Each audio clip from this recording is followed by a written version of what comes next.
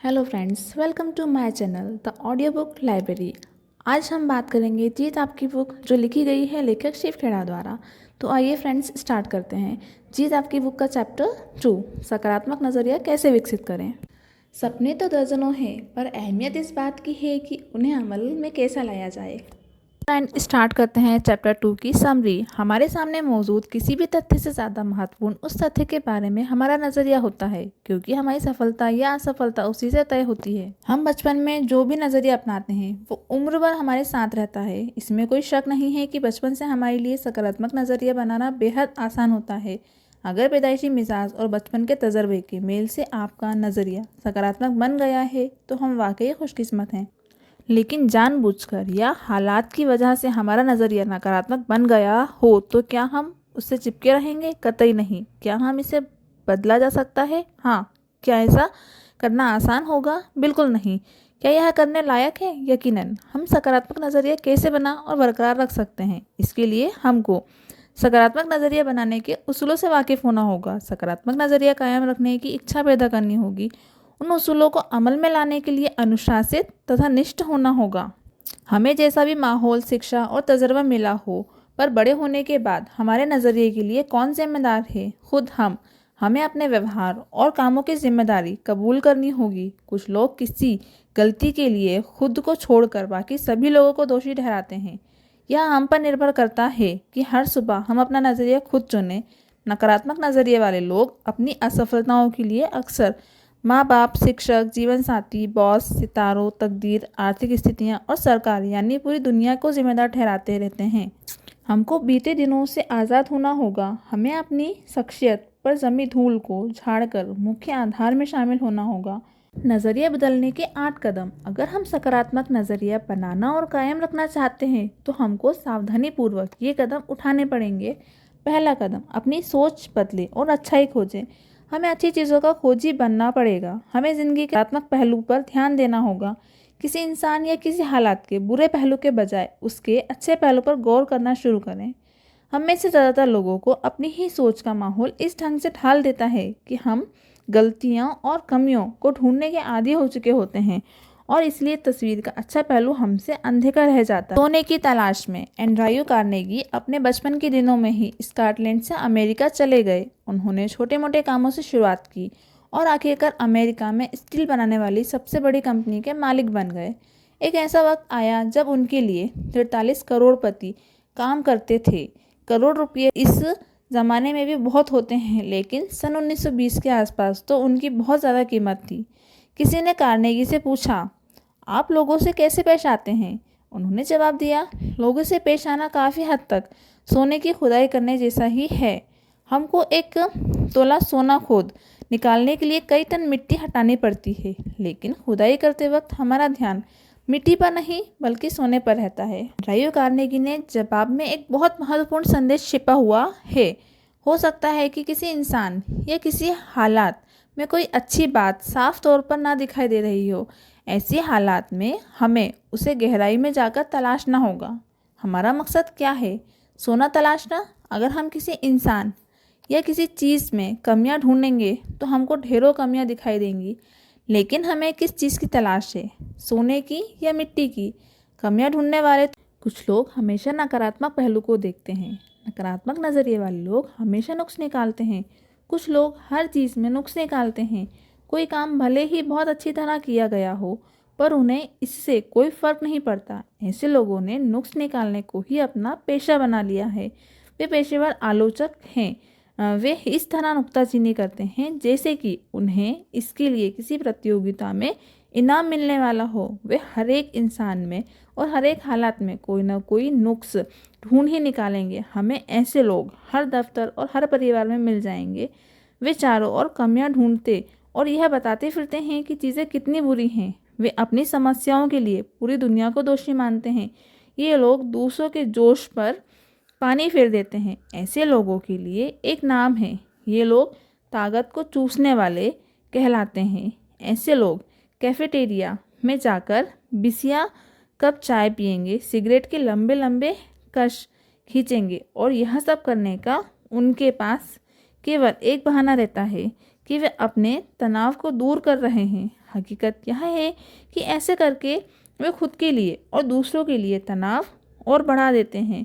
वे plague की बीमारी की तरह मायूसी का पैगाम फैलाते हैं और ऐसा माहौल पैदा करते हैं जिससे नतीजे बुरे या गलत हों। रॉबर्ट फुलटन ने स्टीम बोट की आविष्कार की। हडसन नदी के किनारे उन्होंने उसका प्रदर्शन किया। उसे देखने के लिए जमा हुई भीड़ में कुछ निराशावादी और शक्की मिजाज के लोग भी शामिल हुए। उन लोगों ने मजाकिया लहजे में बोला कि वह बोट कभी चालू नहीं होगी। जब बोट चालू होकर नदी में आगे बढ़ने लगी तो जिन लोगों ने कहा था कि वह कभी चालू नहीं होगी, वही लोग फौरन चिल्लाने लगे कि बोट कभी नहीं रुकेगी। यह भी क्या नज़रिया है। एक शिकारी ने चिड़िया को पकड़ने वाला एक अद्भुत कुत्ता खरीदा। वह कुत्ता पानी पर चल सकता था। शिकारी वह कुत्ता अपने दोस्तों को दिखाना चाहता था। उसे इस बात की बड़ी खुशी थी कि वह अपने दोस्तों को यह काबिले गौर चीज दिखा पाए। उसने एक दोस्त को बतख का शिकार देखने के लिए बुलाया। कुछ देर में उन्होंने कई बतखों को बंदूक से मार गिराया। उसके बाद उस आदमी ने कुत्ते को उन चिड़ियों को लाने का हुक्म दिया। कुत्ता चिड़ियों को लाने के लिए दौड़ पड़ा। उस आदमी को उम्मीद थी कि उसका दोस्त कुत्ते के बारे में कुछ कहेगा या उसकी तारीफ करेगा, लेकिन उसका दोस्त कुछ नहीं बोला। घर लौटते समय अपने दोस्त से पूछा कि क्या उसने कुत्ते में कोई ख़ास बात देखी। दोस्त ने जवाब दिया, हाँ, मैंने उसमें एक ख़ास बात देखी, तुम्हारा कुत्ता तैर नहीं सकता। कुछ लोग हमेशा नकारात्मक पहलू को देखते हैं। निराशावादी किसे कहते हैं? निराशावादी लोगों के ये लक्षण होते हैं। जब चर्चा करने के लिए उनके पास कोई तकलीफ नहीं होती तो वे नाखुश रहते हैं। उन्हें जब कुछ अच्छा लगता है तो वे यह सोचकर नाखुश हो जाते हैं कि बेहतर महसूस करने के बाद उन्हें फिर बदतर महसूस करना होगा। उनकी ज़िंदगी का ज़्यादातर वक्त शिकायत काउंटरों पर बीतता है। हमेशा बत्ती बुझाकर देखना चाहते हैं कि अंधेरा कितना है। वे ज़िंदगी के आईने में हमेशा दरार तलाशते हैं। सुन लेने पर कि किसी और जगह की तुलना में बिस्तर पर ज़्यादा लोगों की मौत होती है, वे बिस्तर पर सोना छोड़ देते हैं। वे इस अंदेशे की वजह से अपनी सेहत का मज़ा नहीं ले पाते कि कल वे बीमार पड़ सकते हैं। वे बदतर नतीजों के बारे में सोचते भर नहीं हैं, बल्कि हर घटना को बदतर बना भी देते हैं। उन्हें चांद में केवल धब्बे दिखाई देते हैं। वे मानते हैं कि सूरज केवल परछाइयाँ पैदा करने के लिए चमकता है। वे सहूलियत भूल कर केवल अपनी दिक्कतें गिनते हैं। वे जानते हैं कि कड़ी मेहनत से किसी को नुकसान नहीं पहुंचता, पर सोचते हैं कि कोई खतरा क्यों उठाया जाए। चेतावनी, अच्छे पहलू पर ध्यान देने का मतलब यह नहीं है कि कमियों को नज़रअंदाज कर दिया जाए। आशावादी बनिए। कोई आदमी आशावादी कैसे बन सकता है? नीचे लिखी लाइनों में यह बात बहुत अच्छी तरह बताई गई है। इतने मजबूत बनिए कि आपके मन की शांति को कोई भंग ना कर सके। हर मिलने वाले आदमी से सेहत, खुशी और समृद्धि के बारे में बात करें। भी दोस्तों को एहसास कराएं कि हम उनकी खूबियों और मजबूतियों की कद्र करते हैं। चीज़ के केवल उजले पहलू को देखें। केवल अच्छी से अच्छी बातें सोचें। केवल अच्छे से अच्छे नतीजों के लिए काम करें और केवल अच्छे से अच्छे नतीजों की उम्मीद करें। बीते दिनों की गलतियों को भूल जाएं और आने वाले दिनों में ज़्यादा कामयाबियां हासिल करने के लिए आगे बढ़ें। हर आदमी का मुस्कुराकर स्वागत करें। अपने को बेहतर बनाने में इतना वक्त लगाएं कि दूसरों की आलोचना करने के लिए हमारे पास वक्त ही ना बचे। इतने बड़े बने कि चिंता छू ना सके और इतने अच्छे बने कि गुस्सा आए ही ना। दूसरा कदम, हर काम फौरन करने की आदत डालें। वह चांदनी रातों में सोया, उसने सुनहरी धूप का मज़ा उठाया। कुछ करने की तैयारी में ज़िंदगी गुजार कर वह गुजर गया, कुछ ना कर हार कर। हम सभी ज़िंदगी में कभी ना कभी टाल मटोल करते हैं। मैंने भी ऐसा किया है, जिसके लिए मुझे बाद में पछताना पड़ा। टाल मटोल की आदत की वजह से हमारा नज़रिया नकारात्मक बन जाता है। किसी काम को करने से अधिक थकान उस काम को ना करने के लिए की जाने वाली टाल मटोल की वजह से होती है। कोई भी काम पूरा होने पर खुशहाली लाता है और हौसला बुलंद होता है, जबकि आधा अधूरा काम हमारी हिम्मत को वैसे ही ख़त्म कर देता है जैसे पानी के टैंक में कोई छेद टैंक को खाली कर देता है। अगर हम सकारात्मक नज़रिया बनाना और कायम रखना चाहते हैं तो आज में जीने और हर काम को तुरंत करने की आदत डालें। जब मैं बड़ा हो जाऊंगा, यह वैसी ही बात है जैसे कि कोई छोटा बच्चा कहता है, मैं बड़ा होने पर फला काम करूँगा जिससे मुझे खुशियाँ मिलेंगी। जब वह बड़ा हो जाता है तो कहता है, मैं खुशियाँ पाने के लिए फला काम कॉलेज की पढ़ाई समाप्त करने के बाद करूँगा। जब वह कॉलेज की पढ़ाई समाप्त कर लेता है तो कहता है कि उसे खुशियाँ पहली नौकरी हासिल करने पर मिलेंगी। पहली नौकरी करने के बाद वह कहता है खुशियाँ शादी हो जाने पर मिलेंगी। शादी हो जाने पर वह कहता है कि उसे खुशियाँ तब मिलेंगी जब उसके बच्चे स्कूल जाने लगेंगे। जब उसके बच्चे स्कूली पढ़ाई पूरी कर लेते हैं तो वह कहता है कि उसे खुशियाँ रिटायर होने के बाद मिलेंगी। और रिटायर होने के बाद वह क्या देखता है कि वह देखता है कि उसकी आंखों के सामने ही पूरी ज़िंदगी गुजर चुकी है। कुछ लोग अपनी टाल मटोल की आदत को भारी भरकम शब्दों की आड़ में छिपाते हैं। वे कहते हैं, मैं बारीकी से सोच रहा हूँ, और 6 महीने के बाद भी वे सोच ही रहे होते हैं। वे यह नहीं समझते हैं कि दरअसल उन्हें एक बीमारी है जिसे बारीकी से सोचने का लकवा कहते हैं। इस वजह से वे कभी सफल नहीं हो पाते। टाल मटोल करने वालों की एक और नस्ल होती है। ये लोग कहते हैं, मैं तैयारी कर रहा हूँ। न केवल 1 महीने बल्कि 6 महीने के बाद भी वे तैयारी ही कर रहे होते हैं। ये लोग भी नहीं समझ पाते हैं कि उन्हें बहानेबाजी की बीमारी है। वे लगातार बहाने बनाते रहते हैं। वर्तमान में जिएं। ज़िंदगी कोई ड्रेस रिहर्सल नहीं है। हम किसी भी दर्शन में विश्वास करते हों, पर हमें ज़िंदगी का खेल खेलने का मौका केवल एक ही बार मिलता है। दांव पर इतनी कीमती चीज़ें लगी होती हैं कि आप ज़िंदगी यूं ही बर्बाद नहीं कर सकते। दांव पर आने वाली पीढ़ियों का भविष्य लगा होता है। हम कहाँ हैं और किस दौर में हैं? जवाब है कि इसी दौर में हैं और यही हैं। इसलिए हम आज को बेहतर बनाएं और इसका भरपूर आनंद लें।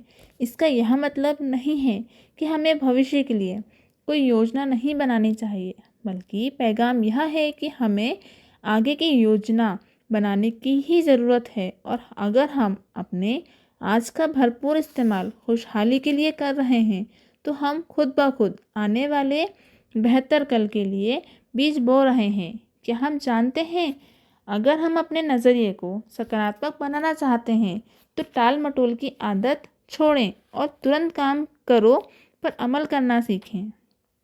ज़िंदगी में सबसे दुख भरे शब्द, ऐसा हो सकता था, मुझे ऐसा करना चाहिए था, मैं यह कर सकता था, काश मैंने ऐसा किया होता, अगर मैं थोड़ी और कोशिश करता तो यह काम हो सकता था। जो काम आप आज कर सकते हैं उसे कभी भी कल पर ना टालें।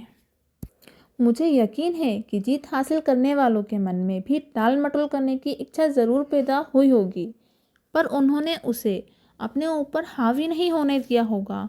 लोग जब कहते हैं, मैं यह काम किसी और दिन करूँगा, तो इस बात को तय मान लीजिए कि वे उस काम को कभी नहीं करेंगे। कुछ लोग इस बात का इंतज़ार करते हैं कि उनके घर से निकलने से पहले सारी लाल बत्तियां हरा सिग्नल देने लगें, पर ऐसा कभी नहीं होता। वे शुरुआत करने से पहले ही नाकामयाब हो जाते हैं। यह दुखद स्थिति है। टाल मटोल करना बंद करें। क्या हमें बहानेबाजी करने की आदत को इसी समय अलविदा नहीं कह देना चाहिए? तीसरा कदम, एहसान मानने का नज़रिया बनाएं। अपनी दिक्कतों के बारे में सोचने के बजाय अपनी सहूलियतों के बारे में सोचें। अपने इर्द गिर्द के फूलों की खुशबू सूंघने के लिए वक्त निकालें। आप कई बार सुनते होंगे कि कोई आदमी दुर्घटना की वजह से अंधा या अपाहिज हो गया, लेकिन उसे हर्जाने के तौर पर लाखों रुपये मिल गए। हम में से कितने लोग ऐसे आदमी की जगह लेना चाहेंगे? ऐसा चाहने वाला शायद ही कोई होगा। हम शिकायतें करने कि इतने आदी हो गए हैं कि उन चीज़ों की ओर हमारी नज़र ही नहीं जाती जो हमारे पास मौजूद है। हमारे पास ऐसी बहुत सारी चीज़ें हैं जिनके लिए हमें शुक्रगुजार होना चाहिए। मैं जब कहता हूँ कि अपनी दिक्कतों के बजाय सहूलियतों पर गौर करें, तो इसका मतलब यह नहीं है कि हमें आत्मसंतुष्ट हो जाना चाहिए। एहसानमंद होने के नज़रिए का मतलब आत्मसंतुष्टि नहीं है। यदि मेरी बातों से आपको आत्मसंतुष्ट हो जाने का संदेश मिला है तो मैं अपनी बात को ना समझा पाने के लिए दोषी हूँ और आप दोषी हैं अपना मनपसंद मतलब निकालने के लिए। लोग किसी बात का मनचाहा मतलब कैसे निकालते हैं, यह बताने के लिए मैं एक कहानी सुनाता हूँ। एक डॉक्टर को शराबियों के एक समूह को संबोधित करने के लिए मेहमान वक्ता के रूप में बुलाया गया। वह उनके सामने कोई ऐसा नमूना पेश करना चाहता था जिससे उन्हें यह एहसास हो कि वह शराब सेहत के लिए नुकसानदेह होती है। उसने 2 कांच के बर्तन लिए, एक में साफ पानी भरा, दूसरे में शराब भरी। उसने साफ पानी में एक केचुआ डाला, वह आसानी से तैरता हुआ पानी के ऊपर आ गया।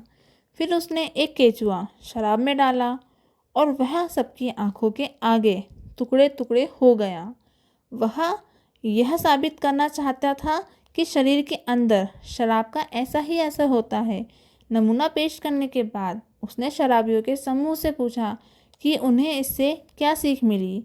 उसका सवाल सुनकर पीछे बैठे एक शराबी ने जवाब दिया, इसका मतलब यह है कि शराब पीने से हमारे पेट में कीड़े नहीं होंगे। क्या ऐसा उस कहानी का यही संदेश था? बिल्कुल नहीं। किसी बात का मनचाहा मतलब ऐसे ही निकाला जाता है। हम वह नहीं सुनते जो हमें सुनाया जाता है, बल्कि वह सुनते हैं जो हम सुनना चाहते हैं। हमें मिली बहुत सारी नियमतें छिपे हुए खजाने की तरह हैं। हमें अपनी दिक्कतों के बारे में नहीं बल्कि अपनी नियामतों के बारे में सोचना चाहिए। चौथा कदम, लगातार ज्ञान हासिल करने का कार्यक्रम बनाइए। आइए पहले हम अपनी गलत फहमियों को दूर करें।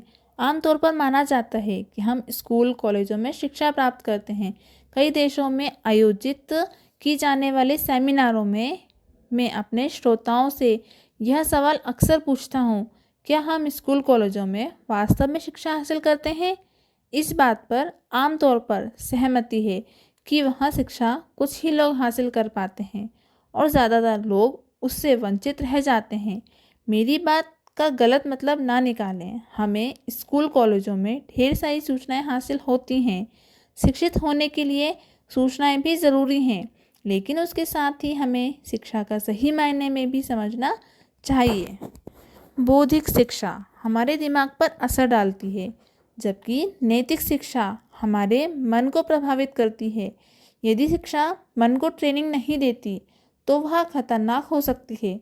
अगर हम अपने दफ्तर, घर और समाज में लोगों के चरित्र का निर्माण करना चाहते हैं तो हमें उन्हें एक स्तर पर नैतिक शिक्षा देनी ही होगी।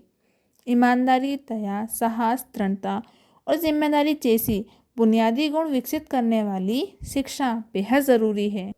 हमें ज़्यादा अक्षर शिक्षा की ज़रूरत नहीं बल्कि चरित्र बनाने वाली शिक्षा की है। नैतिक स्तर पर शिक्षित आदमी ज़िंदगी में उस आदमी की तुलना में ज़्यादा कामयाबी और तरक्की हासिल कर सकता है जिसे ज़्यादा अच्छी शिक्षा मिली हो, पर जिसके पास नैतिकता की पूंजी बिल्कुल ना हो। नैतिकता विहीन शिक्षा। विश्वविद्यालय से युवक बहुत काबिल मगर पढ़े लिखे जाहिल बनकर निकल रहे हैं क्योंकि हम युवाओं को नैतिकता का कोई आधार नहीं दे पा रहे हैं जिसकी उन्हें ज़्यादा से ज़्यादा तलाश है। ये शिक्षा आदमी के दिल और दिमाग दोनों को ट्रेनिंग देती है। एक अनपढ़ चोर शायद मालगाड़ी से सामान ही चुराएगा, पर पढ़ा लिखा चोर तो रेल की पूरी पटरी ही उड़ा ले जाएगा। हमें ग्रेड नहीं बल्कि ज्ञान और बुद्धिमत्ता हासिल करने के लिए होड़ लगा। तथ्यों को जानने से ज्ञान हासिल होता है और उनका सरलीकरण करने से समझदारी प्राप्त होती है। कोई आदमी अच्छा ग्रेड और ऊंची डिग्री हासिल करने के बावजूद अशिक्षित रह जाता है। ज़्यादा सीखें बिना भी अच्छे ग्रेड और डिग्री तो मिल जाती है, लेकिन सबसे अहम बात कोई सीख सकता है तो वह यह है कि सीखने के सही तरीकों को सीखें। लोग सूचनाओं को रटने की काबिलियत को ही गलती से शिक्षा समझ लेते हैं। बिना मूल्यों के दिमागी शिक्षा समाज के लिए आफत को पैदा करती है। ज्ञान शक्ति नहीं है, हमें अक्सर बताया जाता है कि ज्ञान शक्ति है, लेकिन यह असलियत नहीं है। ज्ञान तो महज जानकारी का नाम है। ज्ञान में शक्ति बनने की क्षमता है, और यह तभी शक्ति बनता है जब इसका इस्तेमाल किया जाता है। एक इंसान पढ़ना लिखना नहीं जानता, दूसरा पढ़ना जानते हुए भी नहीं पढ़ता है। दोनों में क्या फ़र्क है? ब्रेन फ्रैंकलिन के मुताबिक कोई ख़ास फ़र्क नहीं है। सीखने और खाने में काफ़ी समानता है। अहम बात यह नहीं होती है कि हमने कितना खाया है, बल्कि यह होती है कि हमने कितना पचाया है। सच यह है कि ज्ञान में शक्ति छिपी होती है, पर असली शक्ति बुद्धिमत्ता है। शिक्षा के कई रूप होते हैं। इसका मतलब केवल ग्रेड और डिग्री हासिल करना नहीं होता है। शिक्षा के दायरे में ये सारी बातें शामिल हैं। अपनी शक्ति को बढ़ाना, आत्म अनुशासन सीखना, दूसरों की बातें ध्यान से सुनना, सीखने की गहरी इच्छा होना। हमारा दिमाग मांसपेशियों की तरह होता है। उसका तेज या मंद होना इस पर निर्भर होता है हम उसका कितना इस्तेमाल करते हैं। अगर आप सोचते हैं कि ज्ञान पाना महंगा है, तो अज्ञानी बन के देखो। ज़रूरी नहीं है कि शिक्षित व्यक्ति सही फैसला करे।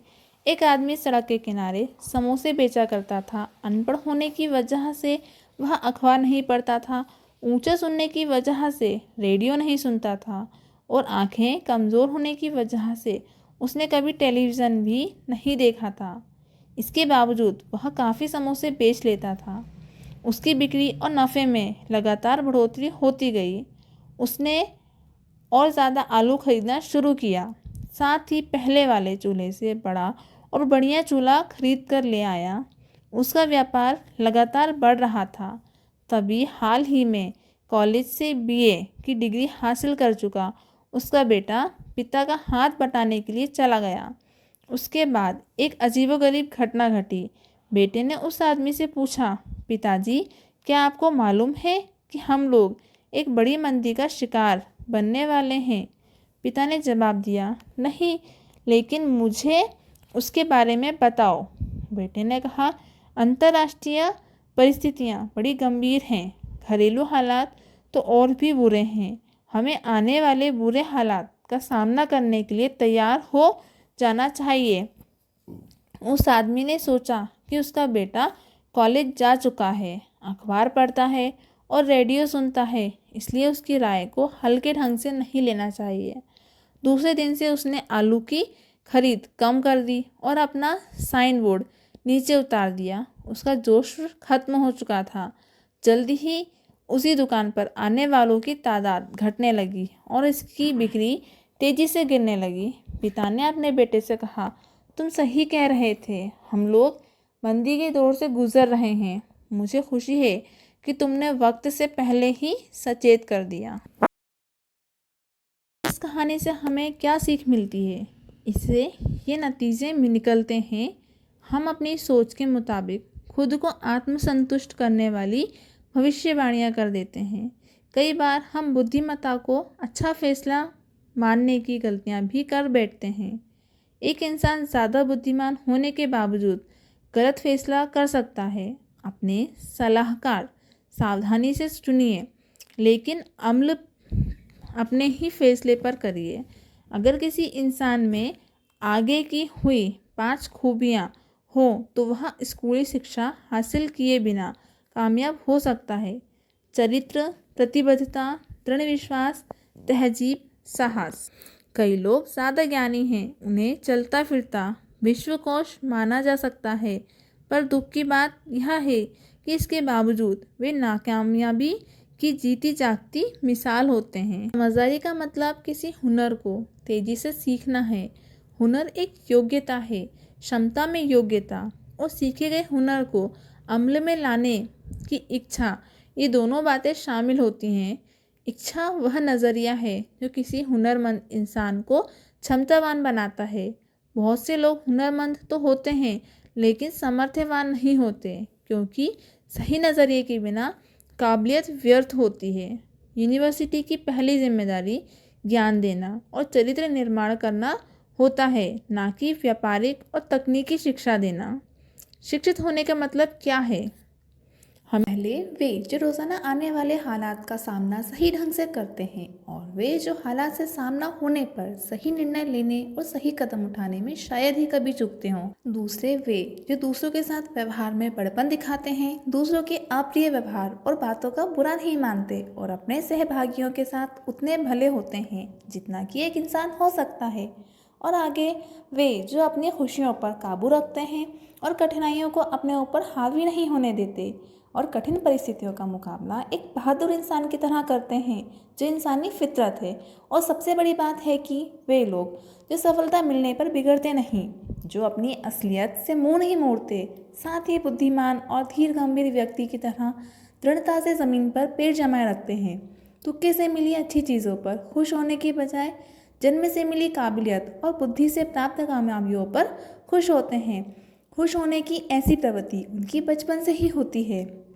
जिन लोगों के चरित्र में इनमें से एक दो नहीं बल्कि सारे गुण हैं, जिन्होंने ये सभी बातें सीखी हैं, वे ही सर्वगुण संपन्न सच्चे अर्थों में शिक्षित हैं। थोड़े में कहें तो पढ़े लिखे लोग हैं जो किन्हीं भी हालात में साहस और अक्लमंदी से काम करना तय करते हैं। अगर कोई मूर्खता के बजाय समझदारी, बुराई के बजाय अच्छाई और असभ्यता के बजाय सद्गुण को चुनता है तो ऐसे आदमी के पास स्कूली डिग्रियां ना होने के बावजूद उसे शिक्षित माना जाता है। बहुमुखी शिक्षा क्या है? चलो फ्रेंड्स, हम एक स्टोरी के ज़रिए जानते हैं बहुमुखी शिक्षा क्या है। एक जंगल में कुछ जानवरों में स्कूल शुरू करने का फैसला किया।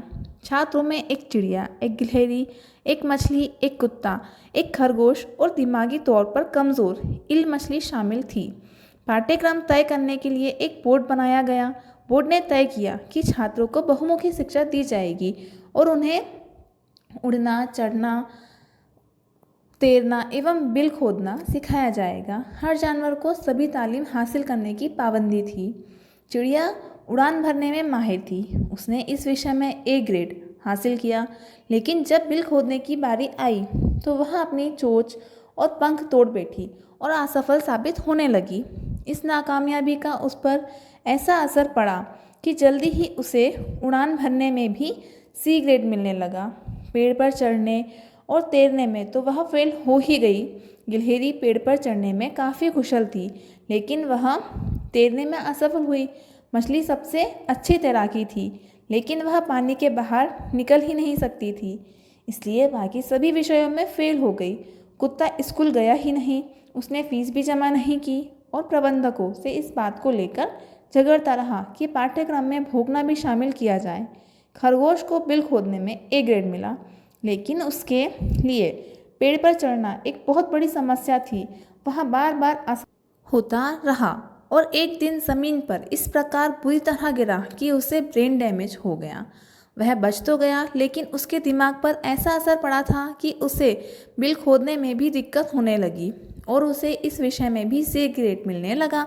आखिरकार दिमागी तौर पर बीमार इल को, जिसने हर काम आधे अधूरे ढंग से किया था, कक्षा का सबसे उत्तम छात्र घोषित कर दिया गया। बोर्ड खुश था कि हर छात्र को बहुमुखी शिक्षा मिल रही थी। सही मायने में बहुमुखी शिक्षा छात्रों को जिंदगी के लिए इस ढंग से तैयार करती है कि उनमें मौजूद किसी क्षेत्र विशेष से संबंधित योग्यता और क्षमता भी बरकरार रहे। कुदरत ने हम सभी को कुछ खास क्षमताएं दी हैं। हबीक बर्ड, गुंजन करने वाली छोटी सी चिड़िया का वज़न 1 तोला के 10वें हिस्से के बराबर होता है। वज़न इतना कम होने की वजह से ही वह काफ़ी मुश्किल किस्म की कलाबाजियाँ भी कर सकती हैं। वह अपने पंखों को केवल 1 सेकंड में 75 बार फड़फड़ा सकती है। अपनी इस खूबी की वजह से हबीक बर्ड उड़ान भरते समय तरह तरह के फूलों का मधु पी सकती है, पर वह हवा में ऊंची उड़ान भरने, तैरने या छलांग मारने में असमर्थ होती है। दूसरी ओर शुतुरमुर्ग का वज़न लगभग 300 पाउंड होता है। वह दुनिया का सबसे बड़ा पक्षी है, पर उड़ान नहीं भर सकता, लेकिन उसके पैर इतने मजबूत होते हैं कि वह 50 मील प्रति घंटे की रफ्तार से दौड़ सकता है और 12-15 फीट लंबे कदम भर सकता है। अज्ञानी होना उतनी शर्म की बात नहीं है जितनी कि किसी काम को सही ढंग से सीखने की इच्छा न होना। जानकारी का भ्रम होना शिक्षा नहीं बल्कि अज्ञानता है। बेवकूफ़ लोगों के पास एक अजीब तरीके का आत्मविश्वास होता है जो सिर्फ अज्ञानता से ही आता है। अज्ञानी होना बुरी बात नहीं है, लेकिन अज्ञानता को अपना कैरियर बना लेना यकीनन बेवकूफ़ी है। कुछ लोग अज्ञान जमा कर लेते हैं और फिर उसी को शिक्षा मानने की भूल कर बैठते हैं। अज्ञानता वरदान नहीं है, यह तो अभाव, दुख, गरीबी और बीमारी का दूसरा नाम है। अगर अज्ञानता कोई नियामत है तो ज़्यादातर लोग खुश क्यों नहीं हैं? अगर थोड़ा ज्ञान होना खतरनाक है तो बहुत सी अज्ञानता छोटापन, डर, कट्टरपन, अहंकार और पश्चाताप की तरफ ले जाता है। समझदारी अज्ञानता के अंधकार को मिटाने को कहते हैं। हम सूचना युग में जी रहे हैं। एक अंदाज के मुताबिक सूचना की मात्रा हर साल दूनी होती जा रही है। सूचनाओं के इतनी सरलता से उपलब्ध होने के कारण इन दिनों अज्ञानता को मिटाना आसान है। लेकिन दुख की बात यह है कि हमें ज़रूरी चीज़ों के अलावा बाकी हर चीज़ सिखाई जाती है। हमें लिखना पढ़ना सिखाया जाता है, पर ऐसी बौद्धिक शिक्षा किस काम की जो इंसान को दूसरे की इज्जत करना और हमदर्दी से पेश आना ना सिखाए। हमारे स्कूल ज्ञान के झरने हैं। कुछ छात्र वहाँ अपनी प्यास मिटाने, कुछ चुस्की भरने और कुछ केवल कुल्ला करने जाते हैं। व्यवहारिक समझ अपने 5 ज्ञानेंद्रियों के साथ जन्म लिया है। हमारे पास छू, चख, देख, सूंघ और सुनकर महसूस करने की क्षमता है, पर सफल लोगों के पास एक छठी इंद्री भी होती है जिसे व्यवहारिक समझ कहते हैं। चीज़ों को उनको वास्तविक रूप में देखने और उनसे संबंधित कार्यवाही को सही ढंग से करने की क्षमता ही व्यवहारिक समझ है। यदि आदमी में व्यवहारिक समझ ना हो तो शिक्षा और ज्ञान व्यर्थ चले जाते हैं। शिक्षा के बिना भी व्यवहारिक बुद्धि हासिल की जा सकती है, लेकिन व्यवहारिक बुद्धि के बिना अच्छे से अच्छी शिक्षा भी किसी काम की नहीं। भरपूर व्यवहारिक बुद्धि का होना भी बुद्धिमत्ता कहलाता है। तो फ्रेंड्स, चलिए हम एक नेक्स्ट स्टोरी के द्वारा समझते हैं कि सकारात्मक नज़रिया कैसे विकसित करें। अपनी कुल्हाड़ी की धार तेज करो। जॉन नाम का एक लकड़हारा एक कंपनी में 5 साल से काम कर रहा था, पर उसे कभी तरक्की नहीं मिली। उसी कंपनी ने बिल नाम के एक और लकड़हारे को भी नौकरी पर रखा और उसे साल भर में ही तरक्की मिल गई। जॉन ने बिल को 1 साल के अंदर ही तरक्की दिए जाने का विरोध किया और इस बारे में बात करने के लिए अपने बॉस के पास गया। उसके बॉस ने जवाब दिया, तुम अब भी उतने ही पेड़ काटते हो जितने कि 5 साल पहले काटते थे। हमारी कंपनी में नतीजे को देखा जाता है। अगर तुम अधिक पेड़ काटने लगो तो हमें तुम्हारा वेतन बढ़ाकर खुशी होगी। जॉन वापस लौट आया। उसके बाद वह अधिक मेहनत से और ज़्यादा देर तक पेड़ काटने लगा। इसके बावजूद वह ज़्यादा पेड़ नहीं काट सका। उसने अपनी यह परेशानी बॉस को बताई। बॉस ने उसे बिल से बात करने का सुझाव दिया। उसने कहा, शायद बिल को मालूम है जो मैं और तुम नहीं जानते। जॉन ने बिल से पूछा कि वह ज़्यादा पेड़ कैसे काट लेता है। बिल ने जवाब दिया, मैं हर पेड़ काटने के बाद 2 मिनट के लिए काम रोक देता हूँ और अपनी कुल्हाड़ी की धार तेज करता हूँ। तुमने अपनी कुल्हाड़ी की धार आखिरी बार कब तेज की थी? पिछली शिक्षा और गौरव का ज़्यादा महत्व नहीं होता। हमें अपनी कुल्हाड़ी, अपने दिमाग को खुराक दीजिए। जिस तरह हमारे शरीर को हर रोज़ अच्छे खाने की ज़रूरत होती है, उसी तरह हमारे मस्तिष्क को भी हर रोज़ अच्छे विचारों की ज़रूरत होती है। इस वाक्य में सबसे अहम शब्द अच्छा खाना और अच्छे विचार हैं। अगर हम अपने शरीर को रोज़ सड़े गले खाने और अपने दिमाग को बुरे विचारों की खुराक दें तो हमारा शरीर और दिमाग बीमार पड़ जाएगा। सही पटरी पर बने रहने के लिए हमें अपने मस्तिष्क को शुद्ध और सकारात्मक खुराक देनी होगी। शिक्षा एक खजाना है। लगातार सकारात्मक शिक्षा प्राप्त करने से सकारात्मक विचार जन्म लेते हैं।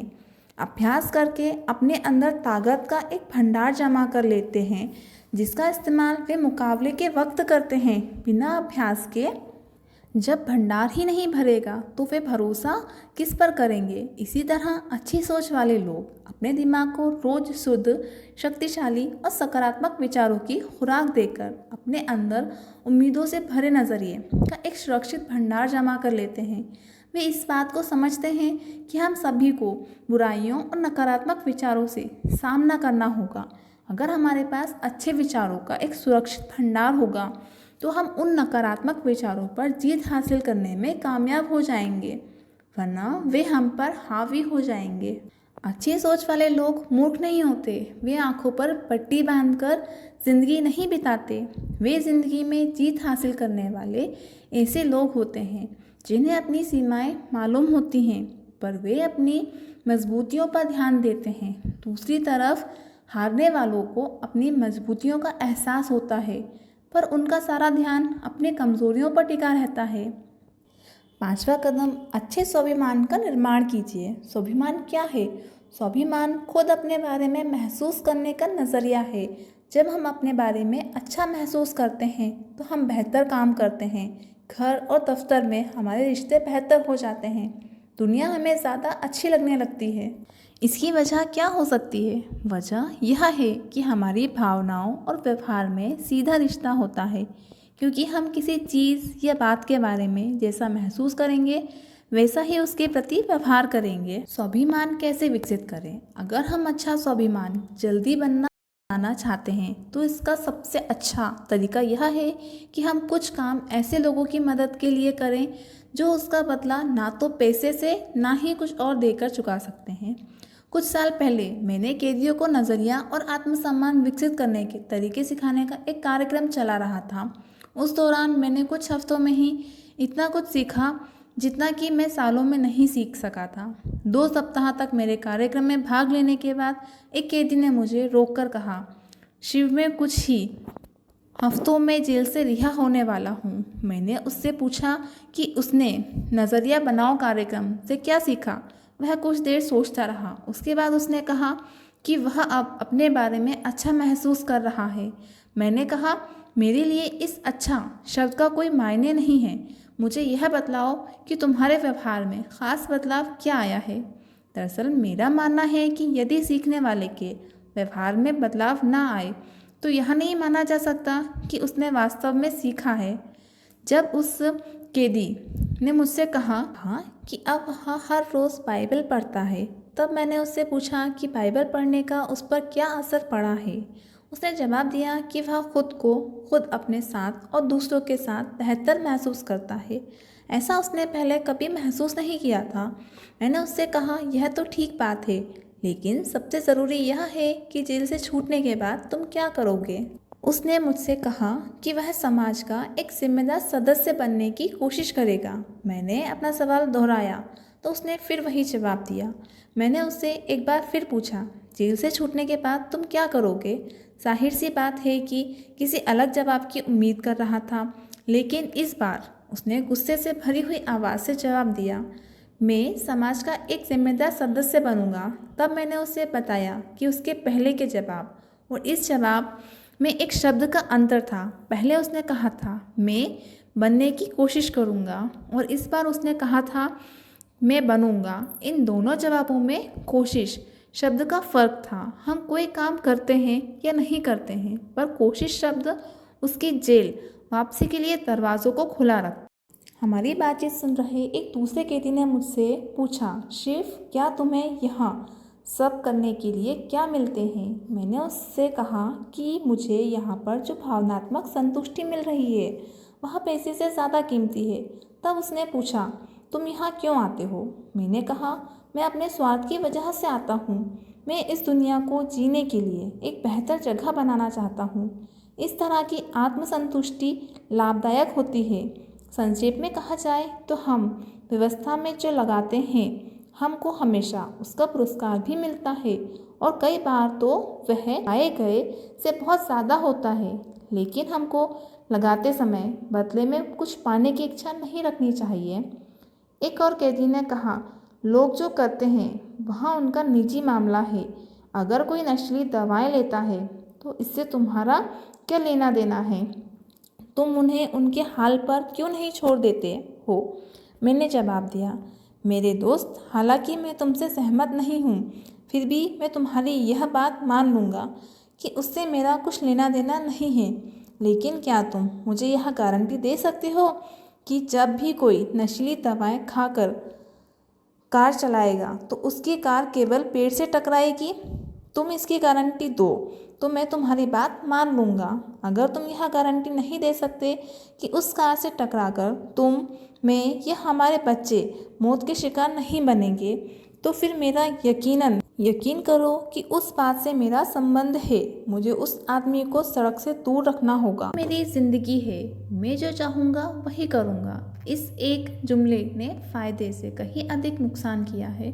लोग शब्दों की सच्ची भावना की उपेक्षा कर देते हैं और उसका मतलब अपनी सुविधा के अनुसार निकाल लेते हैं। ऐसे लोगों ने इस जुमले को स्वार्थ से जोड़ दिया है, जिसका बुरा असर न केवल उन पर बल्कि उनके आसपास के बुरे माहौल पर पड़ता है। ये लोग भूल जाते हैं कि हम अलग थलग नहीं रहते। आप जो करते हैं उसका असर मुझ पर पड़ता है और मैं जो करता हूँ उसका असर आप पर पड़ता है। हम सब एक दूसरे से जुड़े हुए हैं। हमें यह महसूस करना होगा कि इस धरती में हम सभी की साझेदारी है। हमें जिम्मेदारी से व्यवहार करना सीखना होगा। दुनिया में दो तरह के लोग होते हैं, देने वाले और लेने वाले। लेने वाले अच्छा खाते हैं और देने वाले अच्छी तरह सोते हैं। देने वालों में ऊंचे दर्जे के आत्मसम्मान की भावना होती है।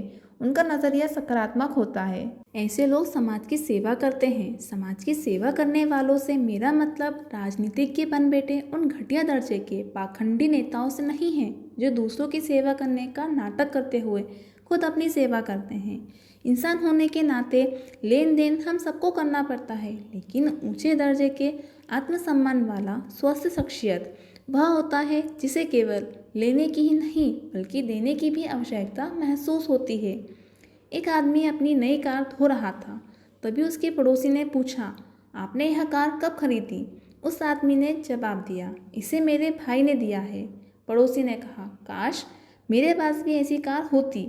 इस पर उस आदमी ने कहा, आपको यह सोचना चाहिए था कि काश मेरा कोई ऐसा भाई होता। पड़ोसी की पत्नी उनकी बातचीत सुन रही थी। उसने बीच में टोक कर कहा, मैं सोचती हूँ काश वह भाई मैं होती। यह सोचने का कितना सकारात्मक नज़रिया है।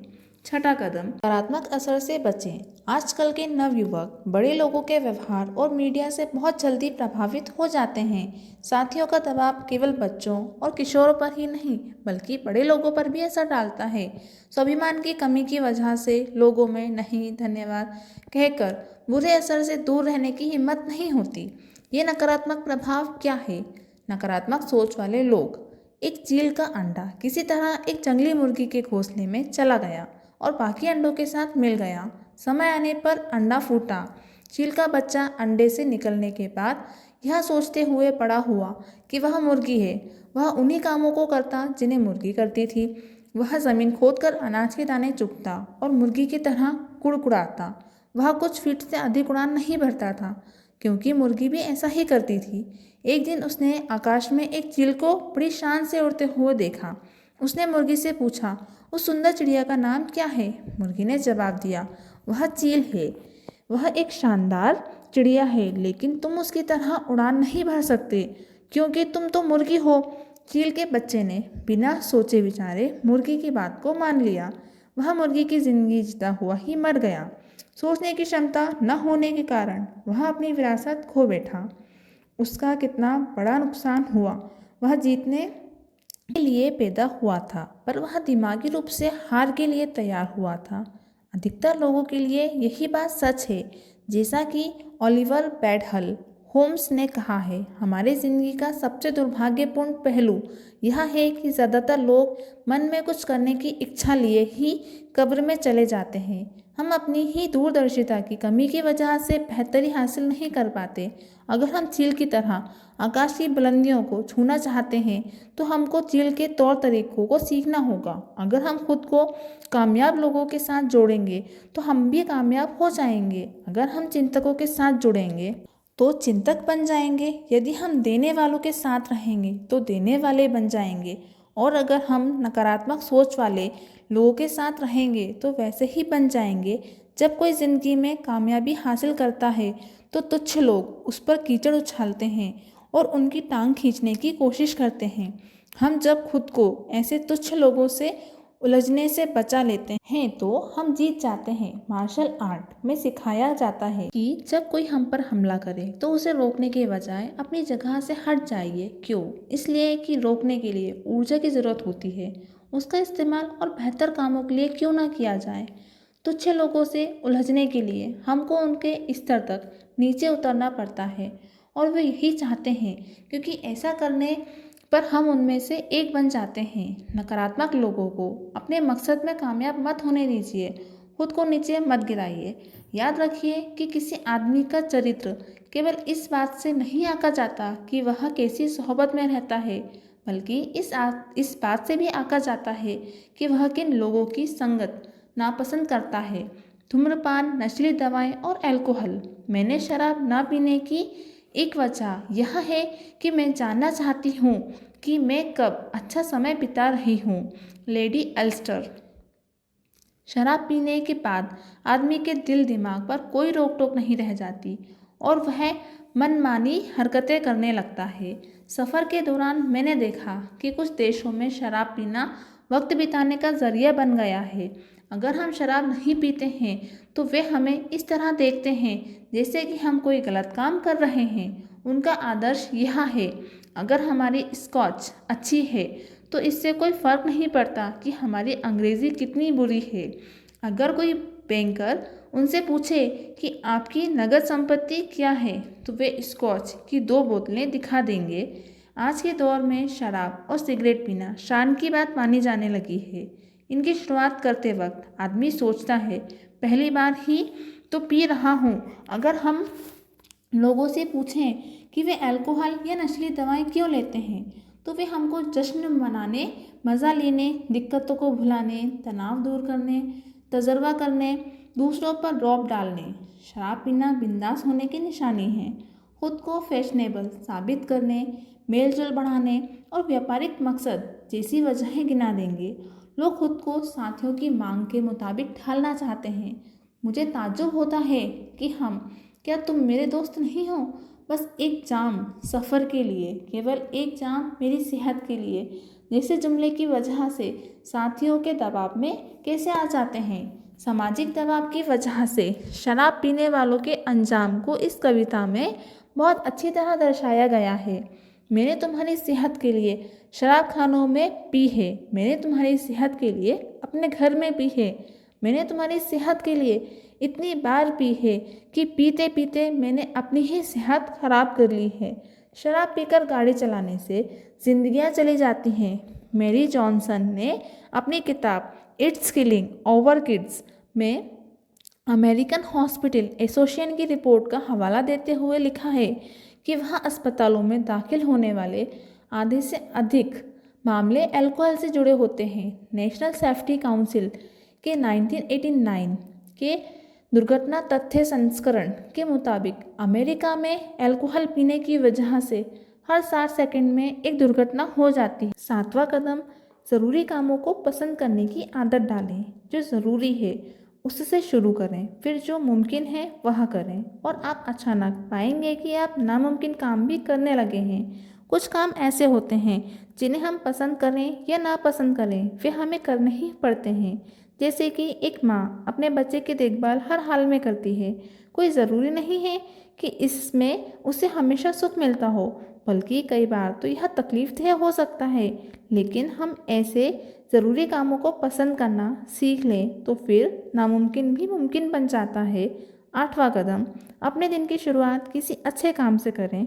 सुबह के वक्त सबसे पहले कोई अच्छी चीज़ पढ़ें या सुने। रात में अच्छी तरह सोने के बाद हमारा तनाव दूर हो चुका होता है और हमारा अवचेतन मन किसी बात को बड़ी आसानी से कबूल कर लेता है।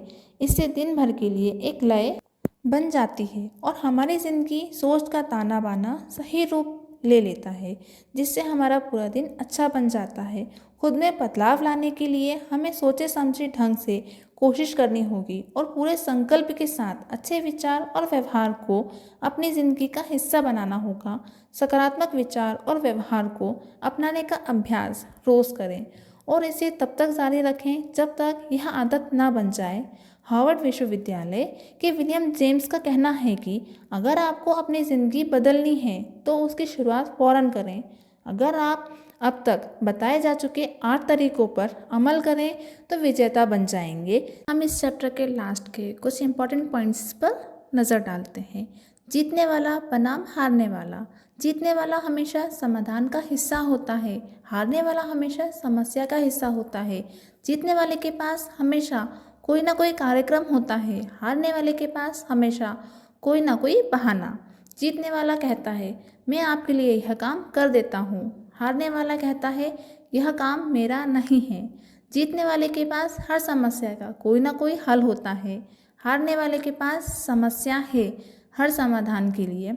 जीतने वाला कहता है मुश्किल होने के बावजूद यह काम किया जा सकता है। हारने वाला कहता है इस काम को किया जा सकता है पर यह बहुत मुश्किल है। कोई गलती करने पर जीतने वाला कहता है मैं गलत था। हारने वाले से कोई गलती होती है तो वह कहता है इसमें मेरी कोई गलती नहीं थी। जीतने वाला वचनबद्ध होता है। हारने वाला खोखले वायदे करता है। जीतने वाले की आंखों में कामयाबी के सपने होते हैं। हारने वाले के पास खोखली योजनाएं होती हैं। जीतने वाला कहता है मुझे कुछ करना है। हारने वाला कहता है कुछ होना चाहिए। जीतने वाला टीम का हिस्सा होता है। हारने वाला टीम के हिस्से करता है। जीतने वाला लाभ को देखता है। हारने वाला तकलीफ को देखता है। हारने वाला समस्याओं को देखता है। जीतने वाला सभी की जीत के सिद्धांत में विश्वास करता है। हारने वाला मानता है कि जीतने के लिए किसी का हारना जरूरी है। जीतने वाला आने वाले कल को देखता है। हारने वाला बीते कल को देखता है। जीतने वाला स्थिर स्वभाव वाले तब स्थायी जैसा होता है। हारने वाला तापमापी जैसा होता है। जीतने वाला सोचकर बोलता है। हारने वाला बोलकर सोचता है। जीतने वाला विनम्र शब्दों में कड़े तर्क पेश करता है। हारने वाला कड़े शब्दों में कमज़ोर तर्क पेश करता है। जीतने वाला बुनियादी मूलों पर मजबूती से टिका रहता है पर छोटी मोटी चीज़ों पर समझौता कर लेता है। हारने वाला छोटी मोटी बातों पर अड़ जाता है लेकिन मूल्यों पर समझौता कर लेता है। जीतने वाला दूसरों की भावनाओं को महसूस करने में विश्वास करता है। वह मानता है कि दूसरों के साथ वैसा व्यवहार नहीं करना चाहिए जैसा व्यवहार की उम्मीद हम दूसरों से अपने लिए नहीं करते। हारने वाला इसमें विश्वास करता है कि दूसरे तुम्हारे साथ कुछ करें उससे पहले ही तुम वह काम उनके साथ कर दो। जीतने वाला काम अंजाम देता है। हारने वाला काम के होने का इंतज़ार करते हैं। जीतने वाले जीतने की योजना बनाते हैं और तैयारी करते हैं। तैयारी ही मूल मंत्र है। ज़रूरी कदम। असफल होने पर आप निराश हो सकते हैं लेकिन अगर आपने कोशिश ही नहीं की तो आपका नाश हो जाएगा। मैं इस अध्याय को उन 8 कदमों को दोहरा के समाप्त करता हूँ जिनके बारे में चर्चा की जा चुकी है।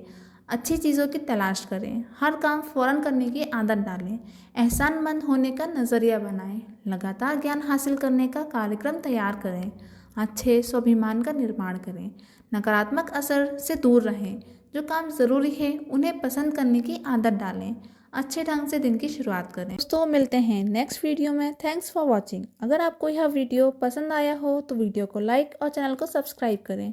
आगे आने वाली वीडियो के अपडेट के लिए बेल आइकन पर क्लिक करें।